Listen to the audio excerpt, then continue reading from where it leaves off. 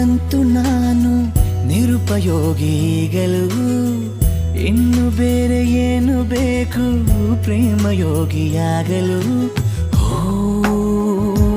ಅರಳುವ ಸದ್ದನು ನಿನ್ನ ನಗೆಯಲ್ಲಿ ಕೇಳಬಲ್ಲೆ, ನನ್ನ ಏಕಾಂತವನ್ನು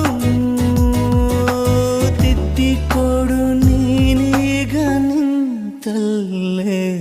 ನಾನೇನೇ ಅಂದರೂನು ನನಗಿಂತ ಚೂಟಿ ನೀನು, ತುಟಿಯಲ್ಲಿಯೇ ಮುಚ್ಚಿಟ್ಟುಕೋ ಮುತ್ತೊಂದನು.